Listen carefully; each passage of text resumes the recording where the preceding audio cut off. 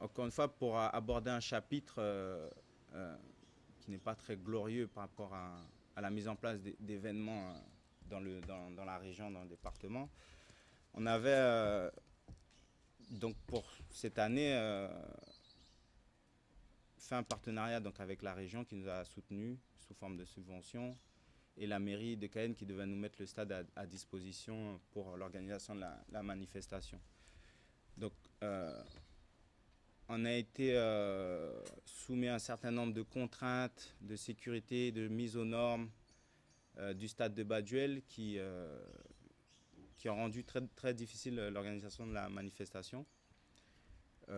Des travaux ont été faits, ça a été réalisé. Le stade est aux normes pour 9000 personnes maintenant. Il y a eu création de portes d'accès, un certain nombre de travaux pour l'amélioration du stade.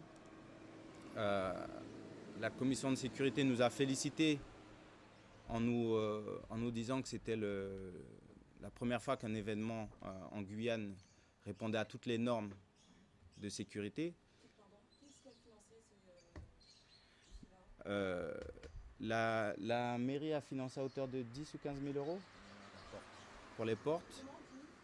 10 ou 15 000 euros les travaux pour créer des portes de secours, des issues de secours au stade. Voilà, ils ont fait les travaux. Voilà, ils ont fait les travaux. Voilà. Non, non, non, non. Voilà, gratuitement. Ensuite, on a été subventionné par la région à hauteur de 70 000 euros. Pareil, c'est pour les aménagements et les prestataires dans tout ce qui concerne la logistique du stade en fait. Ça a été réglé par la région. Et comme je disais, on a reçu les félicitations donc, de la commission de sécurité parce que bon, il y a 2 ans à Kourou, on n'était pas vraiment aux normes, mais c'est le premier événement où on répondait à toutes les normes. On a reçu un avis favorable de tout le monde. Donc toutes les conditions étaient réunies, que ce soit au niveau sécurité, au niveau accueil du public, au niveau des accès, au niveau des prestataires. Je pense qu'on a quand même mis la barre assez haut en termes d'organisation et en termes de respect des normes de sécurité. Il n'y a pas eu d'incident, de bagarre, de personnes alcoolisées, c'est bien passé. Alors, on va parler de ce sujet-là. Donc, quand je dis qu'on a été le premier événement à remplir toutes les cases pour pouvoir organiser un grand rassemblement, puisque c'est comme ça que ça s'appelle, on est aussi le premier événement de Guyane à qui on a interdit la vente d'alcool à l'intérieur du stade. Quand je parle d'alcool, je ne parle pas de rhum qu'on consomme pendant le carnaval, pendant les galettes des rois ou pendant... on a reçu une interdiction. Donc, le maire est Marie-Laure Funera-Hort. J'ai eu pourtant son autorisation et je me suis entretenu avec elle dans son bureau à ce sujet. Et elle aussi était surprise de voir que, malgré son autorisation, ce qui a été délivré, c'est un arrêté municipal interdisant la vente d'alcool. Donc, quand on parlait de... Je vous explique les choses telles qu'elles se passent en Guyane. Donc, c'est pour ça que je prends mon temps pour expliquer les choses. J'ai reçu donc toutes les autorisations. J'étais moi-même présent à la commission de sécurité et des administratifs m'ont brandi des arrêtés en pagaille. Donc ça, c'est une chose par rapport à cette histoire de vente d'alcool. Donc, qui était interdite pour la première fois, pour le premier événement répondant aux normes de sécurité, organisé dans la capitale guyanaise. L'association s'est vu refuser la vente d'alcool en précisant qu'il y avait un arrêté et que la vente d'alcool était interdite aux abords du stade et que la police interviendrait s'il y avait violation de cet arrêté. Alors voici les faits en préambule. Maintenant, ce qui s'est passé. Aux abords du stade, il y avait le restaurant en face. J'y viendrai plus tard, je détaille chronologiquement. Dans l'après-midi, donc après maintes et maintes manipulations pour parce que j'ai vu que j'ai eu face à moi des gens déterminés. Et je sais très bien à qui j'ai eu affaire, parce que je m'occuperai, je n'ai pas envie de divulguer de nom, mais j'ai eu affaire à eux lors de la commission de sécurité, je sais qui est intervenu. Tout ce que je dis, c'est que j'ai encore une réunion avec Madame le maire. Elle avait donné son accord, je n'ai pas reçu l'accord. On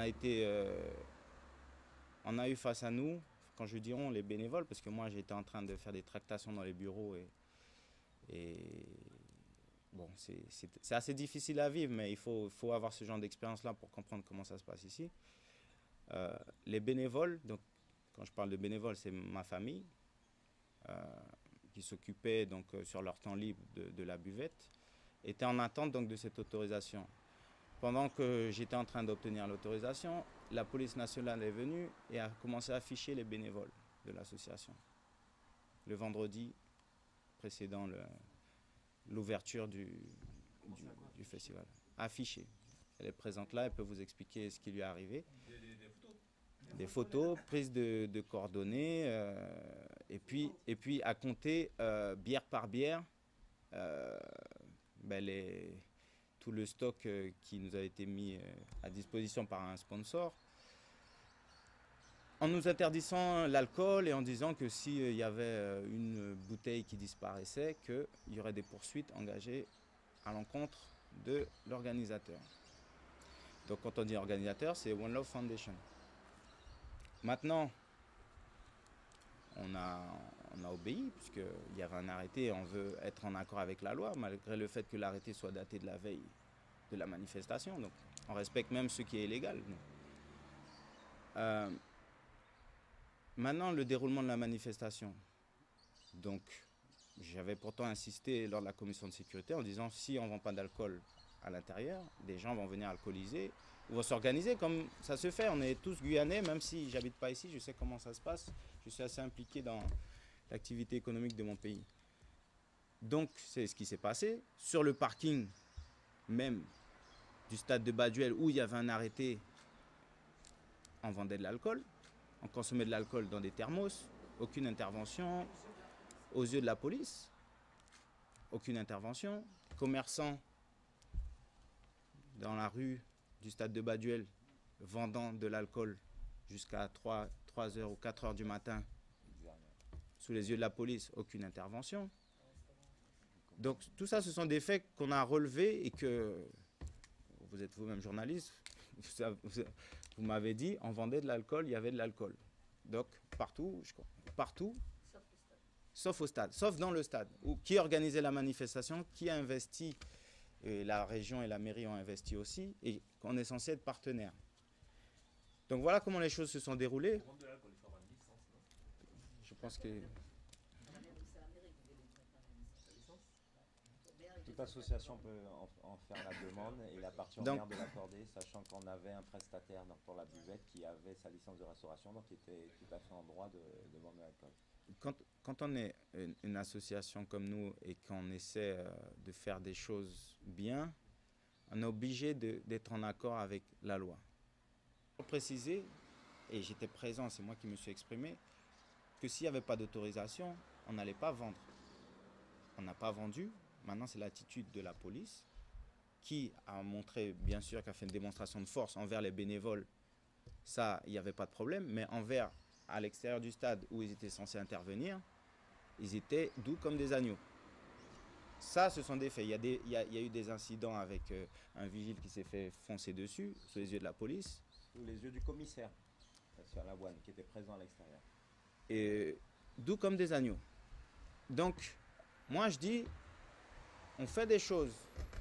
Alors on me parle souvent d'être Guyanais, de faire des choses pour le pays. Nous on les fait. On n'en parle pas, on les fait. On ne promet pas des choses, on fait les choses.